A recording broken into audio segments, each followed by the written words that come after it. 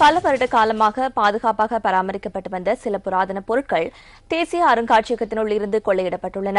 இது தொடர்பான விசாரணைகளை மேற்கொள்வதற்காக இன்று மற்றும் நாளை தேசிய அருங்காட்சியகம் மூடப்படுவதுடன் குற்றப்புலனாய்வு திணைக்களம் அடுத்த கட்ட விசாரணைகளை முன்னெடுக்க உள்ளதாக போலீசார் குறிப்பிடுகின்றனர்.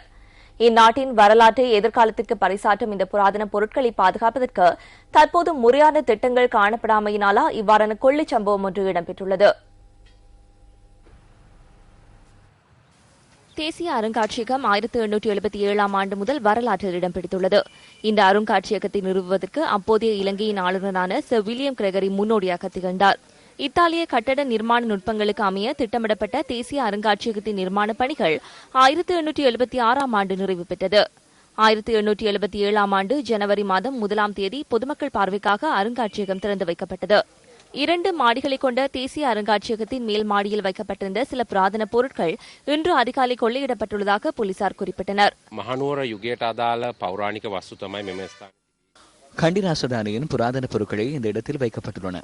வாள்கள், சில உபகரணங்கள், மோதிரங்கள் மற்றும் நாணயங்கள் போன்ற பொருட்கள் கொள்ளையிடப்பட்டுள்ளமை கண்டுபிடிக்கப்பட்டுள்ளது. හැන්ඩල්ය ඒ වගේම තවත් මුදු සහ කාසි තොගයක් තමයි රැගෙන ගොස් ඇති බවට අනාවරණය වෙලා තියෙන්නේ. இதற்கு முன்னரும் புராதன பொருட்கள் கொள்ளையிடப்பட்டுள்ளதாக தேசிய அருங்காட்சியகத்தின் பணிப்பாளர் கூறினார். 20 வருடங்களுக்கு முன்னர் புத்தர் சிலை ஒன்று காணாமல் போயிருந்தது. அதற்கு முன்னர் வேறு சில பொருட்களும் காணாமல் போயிருந்தன.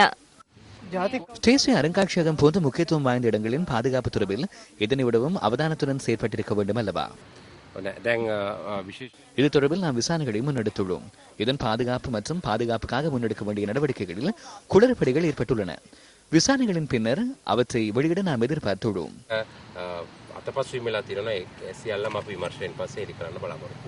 பாதுகாப்பு கேமரா கட்டமைப்பு காணப்படுகிறதா? பாதுகாப்பு கேமரா கட்டமைப்பு வந்து காணப்படுகிறது. விசாரணைகளின் பின்னர் அது தொடர்பில் அறிவிப்போம். கேமரா கட்டமைப்பு செயற்படுகின்ற நிலையில் காணப்படுகிறதா?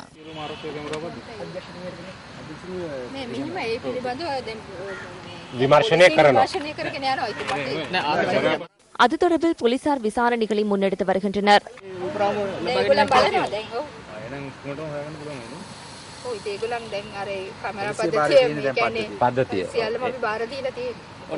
அவை உரிய முறையில் செயற்படுகின்றனவா? ஆம், செயற்பட்டன. அலாம் சிஸ்டம் அல்ல காணப்படுகின்றது. நைட் விஷன் கேமரா பொருத்தப்பட்டுள்ளது.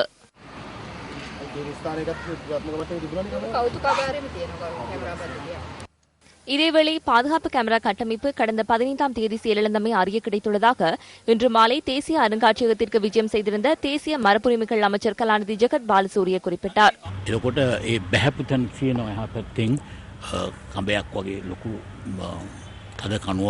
அந்த பக்கத்தில் கம்பொன்றை கட்டி கீழே இறங்கியுள்ளனர். பொருத்தப்பட்டிருந்த பாதுகாப்பு கேமராக்கள் கடந்த 15 தேதியிலிருந்து செயலிழந்து காணப்பட்டன. இதனுடன் தொடர்புடைய யாரேனும் இந்த கேமராக்களை செயலிழக்க செய்துள்ளனரா என்பது குறித்தும் சந்தேகம் எழுகிறது. 15 වැඩ කරලා තියෙනවා. එපසු වැඩ කරලා නැහැ.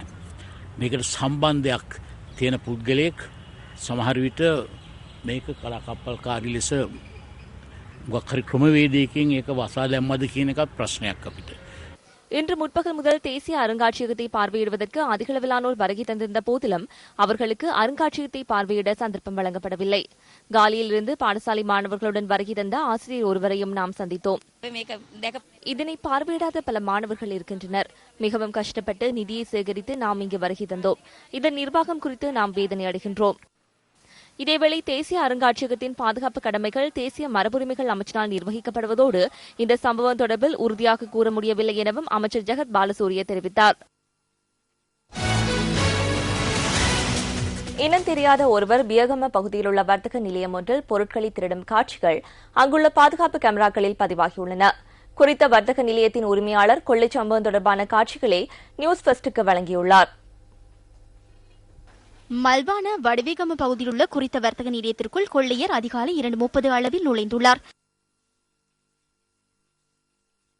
வர்த்தக நிலையத்திற்கு நுழைந்தது தொடக்கம் அவர் நடமாடிய காட்சிகள் பாதுகாப்பு கேமராவில் இவ்வாறு பதிவாகியுள்ளது. கொள்ளையிட வந்த நபர் கேமரா கட்டமைப்பு செயற்படுகின்றதை அறிந்து கொண்டதன் பின்னர் அதனை செயலிழக்க செய்வதற்கு முயற்சித்துள்ளார். குறித்த காட்சிகள் மற்றும் புகைப்படத்துடன் வர்த்தக நிலையத்தின் உரிமையாளர் பியகம போலீஸ் நிலையத்தில் முறைப்பாடு செய்துள்ளார்.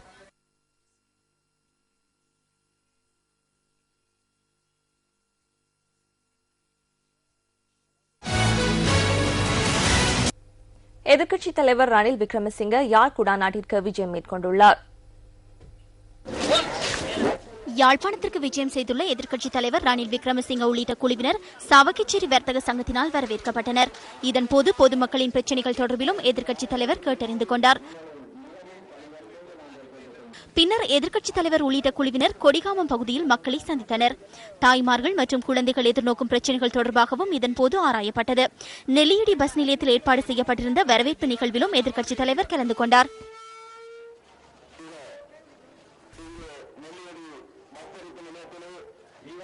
தொழிலின்மையால் எம்மால் வாழ்வதற்கு கடினமாக உள்ளது. சுதந்திரமாக வீதியில் நடமாட முடியாத நிலை ஏற்பட்டுள்ளது. இது பிரச்சனைகளுக்கு இந்த அரசாங்கத்திடம் தீர்வில்லை. கற்றுக்கொண்ட பாடங்கள் மற்றும் நளின காணக்குழுவின் அறிக்கையை விரைவில் நடைமுறைப்படுத்தி அரசியல் தீர்வொன்றை வழங்குமாறு நாம் கேட்கிறோம். இது அரசாங்கத்துக்கு எதிரான எதிர்ப்பு போராட்டத்தில் வடக்கு தெற்கு பேதமின்றி அனைவரும் ஒன்றிணைய வேண்டும் என நான் தெரிவிப்பதற்காகவே இங்கு வந்துள்ளேன். முல்லைத்தீவு மாவட்டத்தின் கரைத்துறைப்பட்டு பிரதேச சபைக்குட்பட்ட மக்களை தெளிவுபடுத்துவதற்கான சந்திப்பொன்று ஐக்கிய தேசிய கட்சியின் பிரதி தலைவர் சஜித் பிரேமதாச தலைமையில் இன்று நடைபெற்றது. சஜித் பிரேமதாச கலந்து கொண்ட இந்த நிகழ்வு மணராலு ஜனகபுர விகாரையில் நடைபெற்றது. குறித்த விகாரையின் குறைபாடுகளையும் அவர் கேட்டறிந்து கொண்டார். ජනතාවට ලැබිය යුතු සහන අද නොලැබෙන යුගයක්. ජනතාවට மக்களுக்கு கிடைக்க வேண்டிய உதவிகள் கிடைக்காத யுகம் ஒன்று, மக்களுக்கு கிடைக்க வேண்டிய வசதிகள் கிடைக்காத யுகம், அதிகாரம் கிடைக்காத யுகம். அரசு அதிகாரத்தினை கையில் வைத்துக் கொண்டு யாராலும் மக்கள் சேவை செய்ய முடியும். நாங்கள் தற்போது என்ன செய்கின்றோம்? எந்த ஒரு அதிகாரமும் இல்லை, அரசாங்கத்தின் எந்த ஒரு அனுசரணையும் இல்லை. ஆனால் அதிகாரம் இல்லாது மக்களிடம் வந்துள்ளோம். உங்களது பிரதேசத்திற்கு சிறிதளவான நிவாரணத்தையும் நிச்சயம் வழங்குவேன். කිසිම රාජ්‍ය අනුග්‍රහයක් නැහැ. නමුත් අද මම බය නැතුව ජනකපුරට ඇවිල්ලා කියනවා අනිවාර්යෙන්ම තමුන්නාන්සලාගේ බල ප්‍රදේශයට පුංචියම් හෝ සහනයක් මම ලබා දෙනවා. தமது பிறந்த நாளை முன்னிட்டு ஏற்பாடு செய்யப்பட்டிருந்த சமூக நலத்திட்டங்கள் சிலவற்றில் மாத்தறை மாவட்ட பாராளுமன்ற உறுப்பினர் புத்திக பத்ரன இன்று கலந்து கொண்டார். இது தொடர்பான விரிவான தகவல்களை தொடரும் செய்திகளில் எதிர்பாருங்கள். தற்போது 15,000 ஏக்கர் நிலப்பரப்பில் மேற்கொள்ளப்படும் மரமுதிரிகை செய்கையை 60,000 வரையில் விஸ்தரிப்பதற்கு திட்டமிட்டுள்ளதாக சிறு ஏற்றுமதி பயிர் ஊக்குவிப்பு அமைச்சர் ரெஜினோல்ட் குரே தெரிவித்துள்ளார். தற்போது உள்நாட்டு தேவையில 35% குறைவாகவே மரமுதிரி உற்பத்தி செய்யப்படுவதாக அமைச்சர் சுட்டிக்காட்டியுள்ளார்.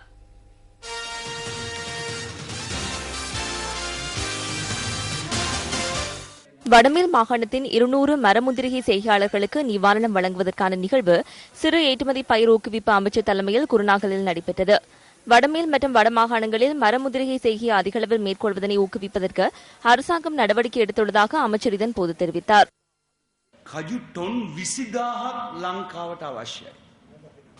இலங்கையில் 20,000 தொன் மரமுதிரிகை தேவைப்படுகின்றது. தற்போது நுகர்வோருக்காக 7,000 தொன் மரமுதிரிகை மாத்திரமே உள்நாட்டில் உற்பத்தி செய்யப்படுகின்றது. எனவே மேலும் 13,000 தொன் தேவைப்படுகின்றது. மரமுந்திரிகையை அதிகளவில் பயிரிடுவதனால் விலை குறைவடையாது. உங்கள் செய்கைக்கு பாதிப்பு ஏற்படாது. தேவைக்கு போதிய அளவு மரமுதிரிகை இல்லாமையால் தற்போது இறக்குமதி செய்ய வேண்டிய நிலை ஏற்பட்டுள்ளது. අවශ්‍ය තරම් කජු නැති නිසා කජු ආනයනය කරන්නට වෙලා තියෙනවා.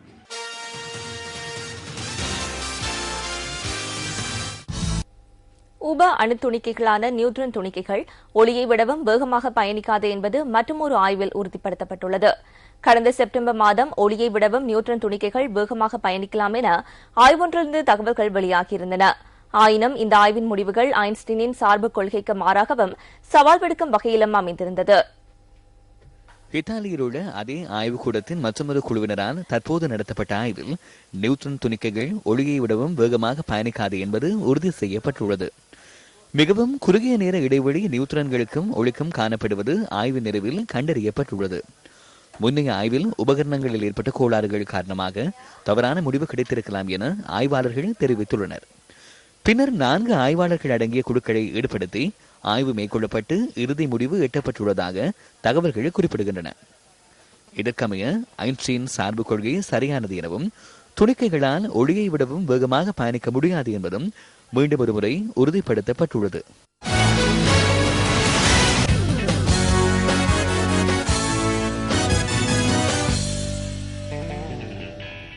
கொழும்பு ராயல் கல்லூரிக்கு எதிரான வருடாந்த ஒருநாள் கிரிக்கெட் போட்டியில் டக்வர்த் லூவிஸ் விதிமுறையில் கல்கிசி புனித தோமஸ் கல்லூரி வெற்றியீட்டியது.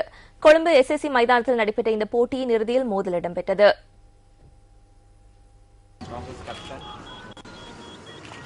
37வது வருடாந்த ஒருநாள் போட்டியில் நாணய சுழற்சியில் வெற்றி பெற்ற கொழும்பு ரோயல் கல்லூரி அணி முதலில் துடுப்படுத்தாடும் வாய்ப்பை புனித தோமஸ் கல்லூரி அணிக்கு வழங்கியது. இதன்படி முதலில் துடுப்படுத்தாடிய புனித தோமஸ் கல்லூரி சார்பாக தேவின் ஜெயசிங் 101 ஓட்டங்களையும் சச்சின் பேரிஸ் 53 ஓட்டங்களையும் பெற்றனர்.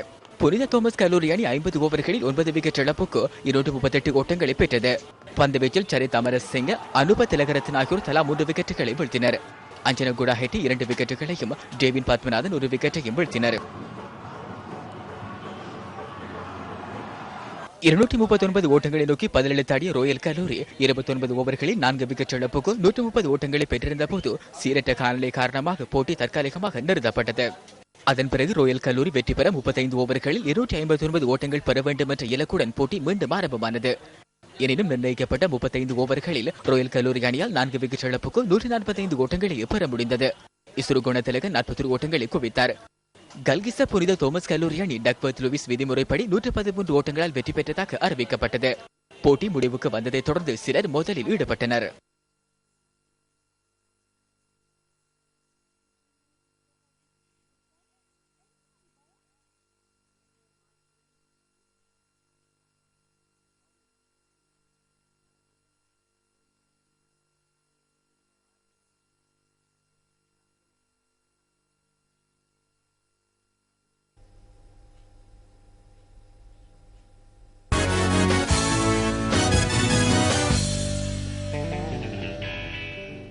மற்றொரு உள்நாட்டுச் செய்தி. தமது பிறந்த நாளை முன்னிட்டு ஏற்பாடு செய்யப்பட்டிருந்த சமூக நலத்திட்டங்கள் சிலவற்றில் மாத்தறை மாவட்ட பாராளுமன்ற உறுப்பினர் புத்திக பத்ரன இன்று கலந்து கொண்டார். பாராளுமன்ற உறுப்பினர் புத்திக பத்திரன இன்று முற்பகல் இரத்த தான நிகழ்வொன்றிலும் கலந்து கொண்டார். மாத்தறை, கோடகம, மதுரதூவ பிரதேச மக்களால் இந்த நிகழ்வு ஏற்பாடு செய்யப்பட்டிருந்தது. பின்னர் பாராளுமன்ற உறுப்பினர் மாத்தறை துடாவ மகப்பெலவத்த இசுரு மகளிர் சங்கத்திற்கு நிதியுதவி வழங்கினார். ஹுனுகொடுவ முஸ்லிம் பள்ளிவாசலின் நிர்மாண பணிகளுக்கும் புத்திக பத்திரனவினால் 1 லட்சம் ரூபாய் நிதியுதவி வழங்கப்பட்டது. கடைவீதிய மேற்கு கிராம உத்தியோகத்தர் பிரிவிற்குட்பட்ட மாணவர்களுக்கு பாடசாலை உபகரணங்கள் பாராளுமன்ற உறுப்பினரால் வழங்கப்பட்டன.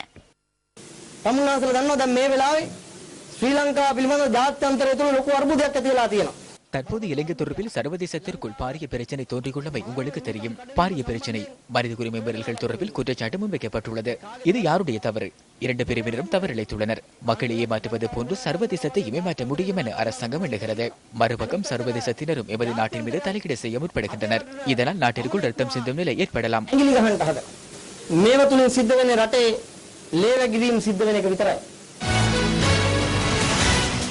இத்துடன் நமது 8 மணி பிரதான செய்திகள் நிறைவு பெறுகின்றன. நமது அடுத்த பிரதான செய்திகளை இரவு 10:45 எதிர்பாருங்கள். வணக்கம்.